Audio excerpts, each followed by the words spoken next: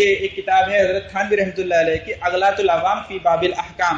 یہ تقریباً 100 سال پرانا نسخہ اس کا ہم نے تلاش کیا، اور اس میں ایسی باتیں مشہور جو لوگوں میں ہیں کہ ایسے کہتے ہیں ایسا ہوتا ہے لیکن وہ حقیقت میں نہیں ہے، تو وہ اس میں بیان کی جا رہی ہیں. تو اس لیے میں اسی کو بیان کر رہا ہوں. پہلی بات، لوگوں میں مشہور ہے کہ بے وضو قرآن کریم درود شریف نہیں پڑھ سکتے. تو پڑھ سکتے ہیں، قرآن کریم بھی پڑھ سکتے ہیں، بس بغیر وضو کے قرآن کریم کو چھو نہیں سکتے.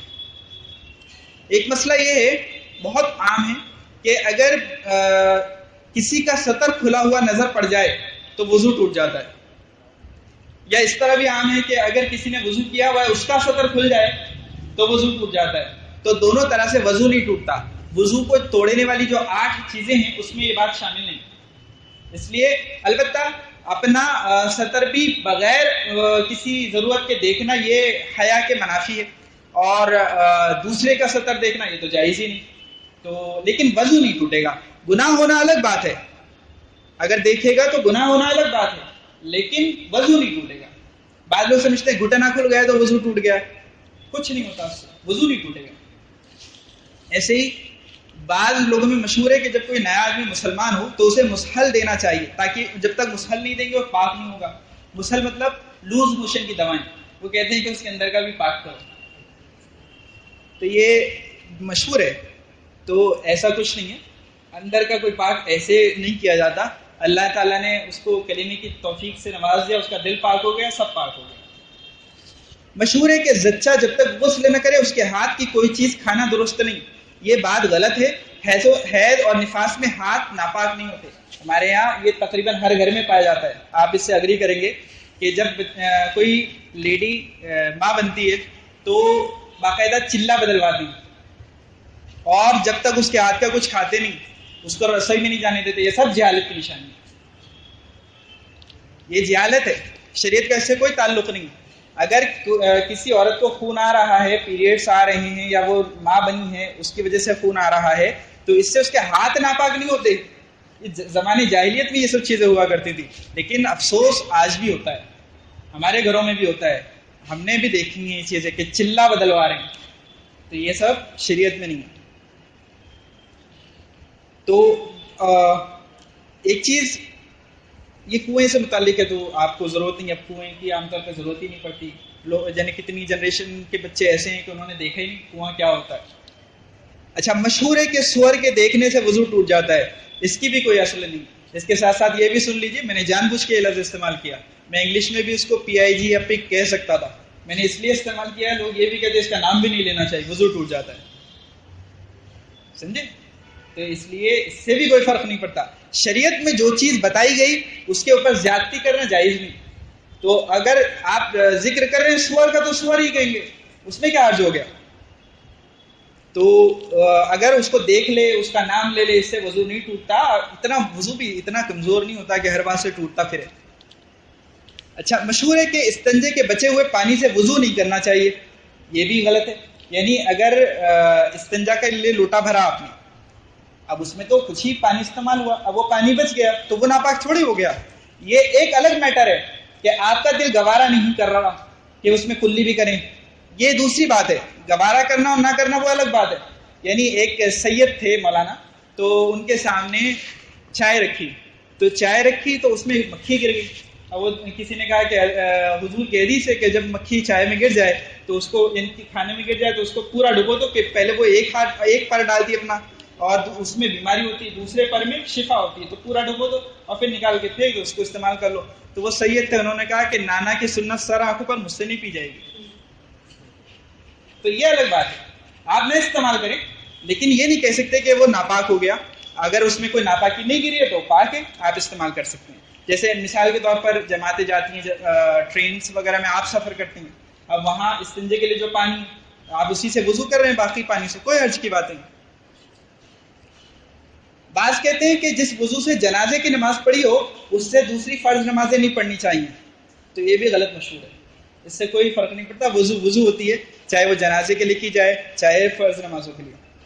اچھا، بعض عورتوں میں مشہور ہے کہ کوا وغیرہ گھڑے میں چونچ ڈال دے تو اس میں اتنا پانی بھرے کہ باہر کو نکل آئے، اس سے پاک ہو جاتا ہے. سو اس کی کوئی اصل نہیں.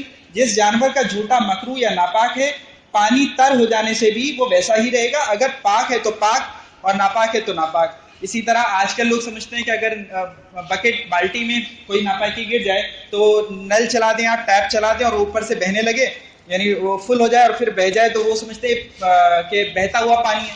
یہ بہتا ہوا پانی نہیں ہے، بہتے ہوئے پانی کی ایک مقدار ہے اور یہ وہ نہیں ہے۔ تو آپ بکٹ کی بات کریں، ڈرم رکھا ہے، ڈرم میں ایک قطرہ پیشاب ڈال دیں، آپ پورا ناپاک ہو گیا، پورا بہاؤ اور پھر اس کو دھو پاک کرو، پھر پانی اس میں بھرا جائے گا۔ تو یہ چیزیں ایسے نہیں ہوتی۔ بعض عوام کہتے ہیں کہ اگر پانی میں ناخن ڈوب جائے تو اس کا استعمال مکروہ ہے، بڑا مشہور ہے، تو یہ بھی غلط ہے۔ البتہ ناخن میں میل جمع ہو تو نظافت کے خلاف ہوتا ہے، یعنی دل گوارا نہیں کرتا اس کو، وہ الگ بات ہے، لیکن ناپاک نہیں ہوتا اس سے۔ اسی طرح بعض عورتیں سمجھتی ہیں کہ باہر پھرنے سے وضو ٹوٹ جاتا ہے، یہ محض غلط ہے۔ البتہ بے ضرورت باہر نکلنا جائز نہیں۔ سورہ احزاب میں اللہ تعالیٰ فرماتے ہیں کہ عورتوں کو چاہیے کہ اپنے گھروں میں ٹھہری رہیں، تو اس لیے بغیر ضرورت کے باہر نکلنا تو جائز نہیں، لیکن نکلنے سے وضو نہیں ٹوٹے گا۔ تو عوام میں مشہور ہے کہ چراغ کا تیل ناپاک ہوتا ہے، تو یہ بھی غلط ہے لوگوں میں مشہور۔ عجب نہیں کہ کسی نے اس لیے کہہ دیا ہو کہ احتیاط برتیں گے، لیکن اور اس کی دلیل وہ کہتے ہیں کہ چونکہ وہ جلتا ہے تو جلنے سے کوئی چیز ناپاک نہیں ہوتی بلکہ بعض چیزیں پاک ہو جاتی ہیں۔ تو چراغ کا جو تیل ہوتا ہے اگر وہ پاک ہے تو پاک ہی رہے گا۔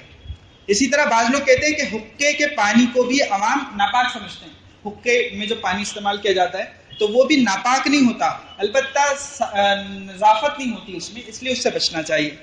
اور یہ 2-3 مسئلے اور ہیں کہ عوام عورتیں زچہ خانے میں 40 روز تک نماز پڑھنا جائز نہیں سمجھتی، یعنی وہی میں نے کہا کہ چلہ جب تک ان کا پورا نہیں ہوتا تب تک وہ سمجھتے ہیں کہ ان کے اوپر نماز ہی نہیں، اگرچہ پہلے ہی پاک ہو جائیں، کیونکہ سب کے لیے ضروری نہیں کہ سیم ٹائم ہو، ان کے جو ٹائم ہوتے ہیں وہ بھی الگ الگ ہوتے ہیں۔ تو یہ بالکل دین کے خلاف بات ہے۔ 40 دن نفاس کی زیادہ سے زیادہ مدت ہے، کم نہیں ہے، کم کسی کے نہیں پتا کہ کم کتنی ہو سکتی ہے، لیکن زیادہ سے زیادہ 40 ہے۔ اگر 40 میں بھی پاک نہیں ہوتی ہے تو اب 40 میں پاک سمجھی جائے گی، آئی بات سمجھ میں؟ اور کم یعنی اس سے پہلے پاک ہو جائے تو اس کو غسل کر کے نماز پڑھنا ضروری ہے۔ بعض آدمی کپڑے یا تکیے پر تیمم کر لیتے ہیں، اگرچہ اس پہ زیادہ غبار نہ ہو تو یہ درست نہیں۔ جو چیز آگ میں جل جاتی ہے تو اس سے تیمم کرنا جائز نہیں ہوتا۔ لکڑی، پلاسٹک، کپڑا، صرف ایک صورت میں کیا جا سکتا ہے کہ اس پہ اتنی دھول ہو کہ آپ اس پہ ہاتھ ماریں اور اس کے باوجود بھی دھول باقی رہے، تو اس میں، ورنہ نہیں، ورنہ تو پتھر چاہیے اس کے لیے، یا پتھر کی جنس چاہیے، زمین کی جنس چاہیے، تب تیمم جائز ہوتا ہے۔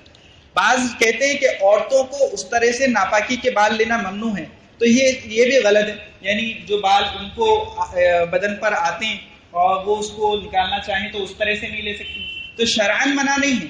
البتہ یہ ہے کہ ان کے لیے طب کے اعتبار سے یا میڈیکل سائنس کے حساب سے بہتر نہیں ہے اس طرح استعمال کرنا، لیکن شرعاً ممنوع نہیں ہے، اگر لے تو کوئی گناہ نہیں ہوگا۔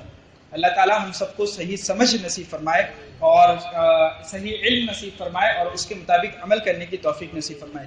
دیکھیں یہاں جتنی باتیں بیان کی جاتی ہیں وہ ریکارڈ کی جاتی ہیں، اس لیے میرے نام پر کوئی ایسا بل مت پھاڑنا کہ آپ نے یہ بتایا تھا، میرے پاس ریکارڈڈ ہے کہ میں نے کیا بتایا۔